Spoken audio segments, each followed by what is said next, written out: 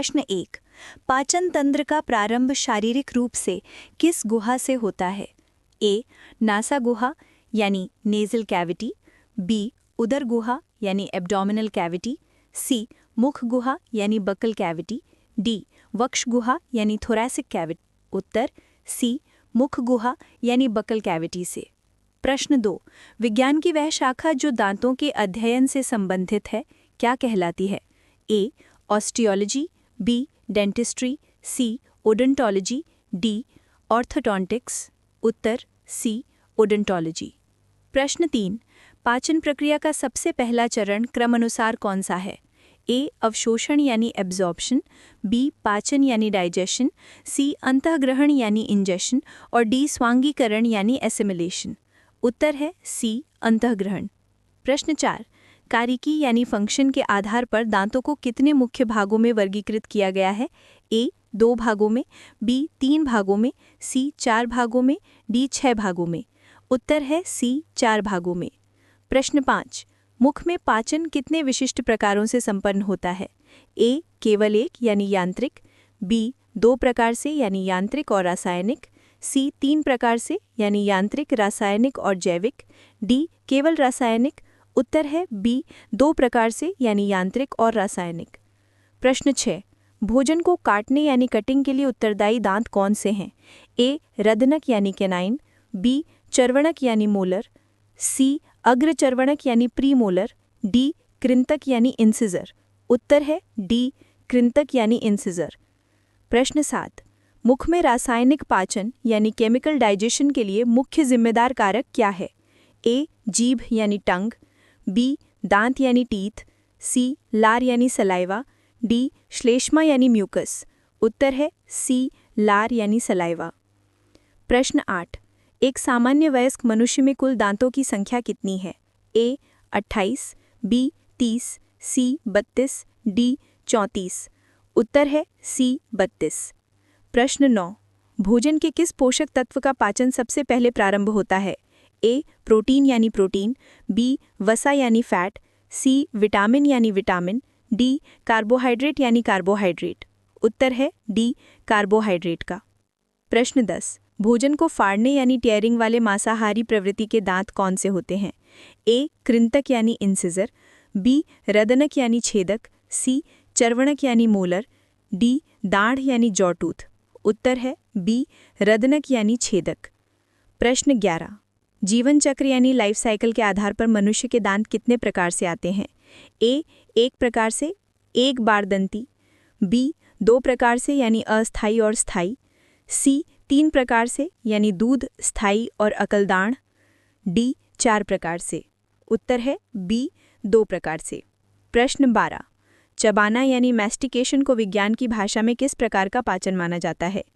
ए रासायनिक पाचन यानी केमिकल डाइजेशन, बी यांत्रिक पाचन यानी मैकेनिकल डाइजेशन, सी जैविक पाचन यानी बायोलॉजिकल डाइजेशन, डी किण्वन यानी फर्मेंटेशन। उत्तर है बी यांत्रिक पाचन यानी मैकेनिकल डाइजेशन। प्रश्न 13। भोजन के अवशोषण यानी एब्जॉर्प्शन की क्रिया मुख्य रूप से किस अंग में संपन्न होती है? ए आमाशय यानी स्टमक, बी बड़ी आंत यानी लार्ज इंटेस्टाइन, सी छोटी आंत यानी स्मॉल इंटेस्टाइन, डी मलाशय यानी रेक्टम। उत्तर है सी छोटी आंत यानी स्मॉल इंटेस्टाइन। प्रश्न 14। भोजन को प्रारंभिक रूप से चबाने यानी च्यूइंग वाले दांत मुख्य रूप से कौन से हैं? ए रदनक यानी केनाइन, बी कृंतक यानी इंसिजर, सी अग्रचर्वणक यानी प्रीमोलर, डी अकलदाण यानी विजडम टूथ। उत्तर है सी अग्रचर्वणक यानी प्रीमोलर। प्रश्न 15। मानव लार यानी सलाइवा में कौन सा विशिष्ट एंजाइम पाया जाता है? ए पेप्सिन, बी रेनिन, सी ट्रिप्सिन, डी टाइलिन। उत्तर है डी टाइलिन। प्रश्न 16। अस्थायी दांतों यानी टेम्पररी टीथ की कुल संख्या कितनी होती है? ए 12, बी 16, सी 20, डी 32। उत्तर सी 20। प्रश्न 17। छोटी आंत की दीवारों पर पाई जाने वाली अंगुली के समान संरचना को क्या कहते हैं? ए सीलिया, बी रसांकुर, सी कपाट, डी फोल्ड्स। उत्तर बी रसांकुर। प्रश्न 18। चर्वणक दांतों का सबसे मुख्य कार्य क्या है? ए केवल काटना, बी केवल फाड़ना, सी चबाना और पीसना, डी भोजन को पकड़ना। उत्तर सी चबाना और पीसना। प्रश्न 19 मुख गुहा के अंतर्गत कौन से 3 मुख्य भाग सम्मिलित हैं?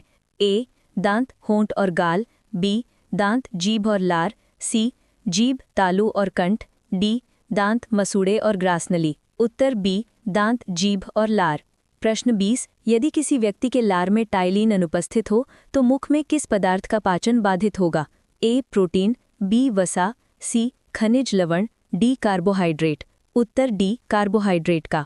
प्रश्न 21 स्वांगीकरण की सबसे सटीक परिभाषा क्या है? ए भोजन का रक्त में मिलना, बी अपशिष्ट का बाहर निकलना, सी अवशोषित पोषक पदार्थों का रक्त के माध्यम से कोशिकाओं तक पहुंचना, डी भोजन का यांत्रिक विखंडन। उत्तर सी अवशोषित पोषक पदार्थों का रक्त के माध्यम से शरीर की कोशिकाओं तक पहुंचना। प्रश्न 22 दंतसूत्र में कृंतक यानी इंसाइजर को किस संकेत अक्षर से प्रदर्शित किया जाता है? ए सी, बी के, सी आई, डी पी। उत्तर सी आई। प्रश्न 23 भोजन का पूर्ण पाचन यानी कंप्लीट डाइजेशन अंतिम रूप से किस अंग में होता है? ए आमाशय, बी छोटी आंत, सी बड़ी आंत, डी यकृत। उत्तर बी छोटी आंत में। प्रश्न 24 कैनाइन यानी रदनक के लिए मान्य अंतर्राष्ट्रीय संकेत अक्षर क्या है? ए सी ए, बी सी, सी सी एन, डी के। उत्तर बी सी। प्रश्न 25 शरीर से अपशिष्ट या उत्सर्जी पदार्थों को बाहर निकालने की प्रक्रिया क्या कहलाती है? ए निष्कासन, बी उत्सर्जन, सी अवशोषण, डी निश्वसन। उत्तर बी उत्सर्जन डेफिकेशन। प्रश्न 26 वे विशिष्ट दांत कौन से हैं जो पूरे जीवन में केवल एक ही बार उगते हैं? ए कृंतक, बी रदनक, सी स्थायी दांत, डी अस्थायी दांत। उत्तर सी स्थायी दांत। प्रश्न 27 कौन सी संरचना छोटी आंत के सतही क्षेत्रफल को बढ़ाकर पोषक तत्वों को रक्त में मिलाने में मदद करती है? ए आमाशय की परत, बी रसांकुर, सी बड़ी आंत के कोलन, डी ग्रासनली के वलय। उत्तर बी रसांकुर। प्रश्न 28 प्रीमोलर यानी अग्रचर्वणक को किस संकेत अक्षर द्वारा पहचाना जाता है? A PM, B PR, C P, D M. उत्तर सी पी। प्रश्न 29 रसांकुर का सबसे प्रमुख और विशिष्ट कार्य क्या है? ए भोजन को आगे खिसकाना, बी एंजाइम का स्राव करना, सी भोजन को पीसना, डी पोषक पदार्थों को अवशोषित करके रक्त में मिलाना। उत्तर डी पोषक पदार्थों यानी न्यूट्रिएंट्स को रक्त यानी ब्लड में मिलाना। प्रश्न 30 वयस्क मनुष्य में 32 दांतों का सही गणितीय विभाजन यानी कैलकुलेशन क्या है?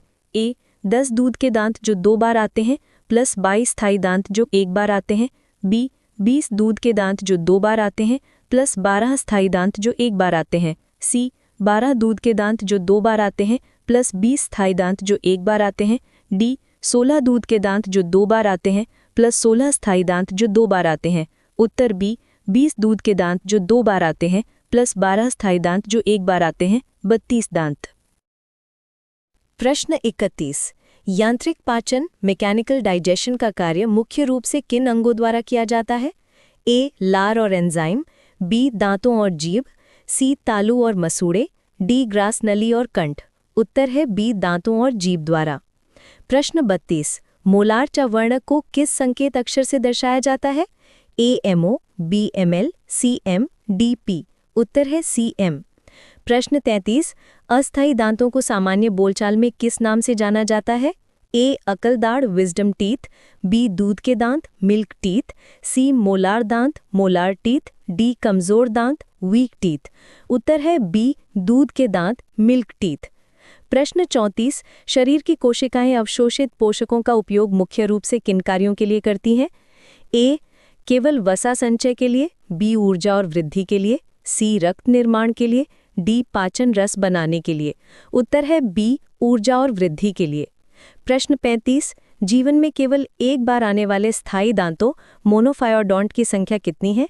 ए 8, बी 12, सी 20, डी 32। उत्तर है बी 12। प्रश्न 36 एक ऐसा दांत जो भोजन की ग्राइंडिंग पीसने का कार्य करता है और सबसे अंत में होता है वो कौन सा है? ए रदनक कैनाइन, बी कृंतक इंसाइजर, सी चवाणक मोलार, डी अग्र चवाणक प्रीमोलार। उत्तर है सी चवाणक मोलार।